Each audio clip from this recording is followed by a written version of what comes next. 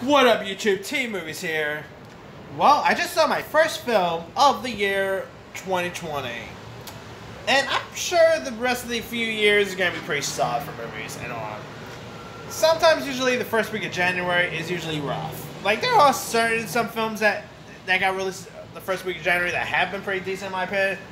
You know, last year's Escape Room I really enjoyed. Texas Chainsaw 3D was... I'm actually one of the rare folks who like Texas Chainsaw 3D. And so, now here's the thing. This Grudge movie was originally slated to come out like last summer, but they decided, but because it was supposed to open against the recent Child's Play reboot, they decided to bump Grudge off, and then release it to the first week of January instead. And you know, I was kind of a little interested in it. I mean, I like the cast vibe. You know, I like John Cho, I like Lin Shaye, Andre Riseborough I like. And another word, I was also not all too excited because, for one, now if you guys don't know, The Grudge is it's pretty much like a rebirth source of the Japanese horror film called Jun. I cannot really pronounce the original Grudge title. But also, they did remake with Sarah Michelle Gellar, and then which I liked the Sarah Michelle Gellar one, by the way. That one was pretty good. Then they also did a couple of sequels. One was released in 2006, which was horrible. Then the other one was released the third one I should say was released on DVD, and that was even worse. So coming into the new Grudge movie, this is the first worst movie of 2020. I mean, oh god, this movie stunk it stunk really badly, and I mean badly. You know, this is actually more of a follow-up to the 2004 version, and it's pretty interesting because during the film, it actually takes place in in the year 2004 when the Sarah Michelle Gellar film took place and all, and it's where like this creepy house, like this house is very creepy, and anyone who like is in it and goes in it ends up having creepy consequences and all. And you've got Andre Riseborough, who plays like this police detective who's investigating a grisly murders and you also got Lin Shaye, who I adore Lin Shaye. Like, even if she's in a not so good movie like the last Insidious movie, Lin Shaye is awesome. That woman could do no wrong. But even this, she was really wasted. I mean, yeah, poor Lin Shaye needs better than this piece of garbage. I mean, she mainly she's pretty much possessed by the spirit of the house.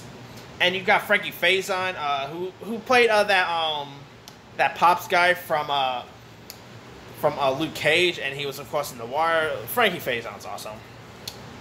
Anyway, you also got Jackie Weaver, who plays like this psychiatrist to Lin Shaye's character.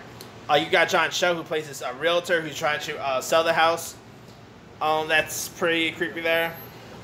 And you got Glow Girl, Betty Gilpin as John Cho's pregnant wife in this. I mean, it's very different, like different stories all rolled into one. And so, yeah, this. I mean, some of the acting was okay. I mean, the acting by Lin Shaye was decent. John Cho, he's always great. But man, the story arc was horrible. I mean, it has some horrible jump scares to it.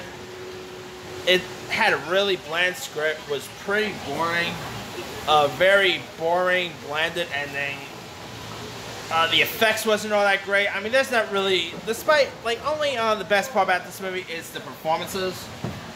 But even their performances was very wasted here. So, yeah, and then we also, flashback to, because there's, like, some, you know, crazy stuff that happens in this, and then they flash back to the beginning of, you know, what really happened. You know, I thought, really, guys, that's a lame, that's pretty lame right there. But, yeah, I really can't get into this at all. I mean, it's a shame, too, because it's also produced by Sam Raimi, and Sam Raimi not only does he direct some good stuff, he produces some really high-profile horror. Whether you talk about Don't Breathe or Evil Dead, Crawl, I really, for the most part, I like Sam Raimi. You know, as a director and producer for horror stuff. And this is actually from the same, like, I believe it was also from the same studios who gave us Don't Breathe. And Don't Breathe was excellent. So, where did it go wrong with this? I have no idea. And not to mention, it is from director Nicholas Pesce, who also did this movie called The Eyes of My Mother, which I'm not really big with that horror film. But he also did this horrible horror film last year called Piercing with Mia Wasikowska. That was even horrible. So, yeah, I'm not really big with this director that much. But, yeah, anyway, that's it. That's pretty much my review. It's a blended, bad horror flick. I mean, if there is anything coming out that's even worse than this, there's easily a good chance that this movie could easily be in my top 10 worst of the year. I mean, obviously I gotta wait to see what else comes out, but yeah, Grudge is hands down worse. I mean, this Grudge makes Black Christmas, the recent Black Christmas movie, look like an Oscar winner compared to this. So, I mean, yeah, that's not saying much, but anyway, let me leave it to you guys. Did you have a chance to check out this new Grudge reboot or sequel, or whatever you want to call it? Did you like? I mean, all films are subjective. You know, did you like it? Also, did you not like it? And what are your thoughts on the other Grudge films? Like, did you like which of the other Grudge movies did you like the most? Did you like the Japanese version or any of the sequels, you know, or the remake? Drop a comment below. Don't forget to like, subscribe, hit that bell for notifications. This here, C Movie signing off.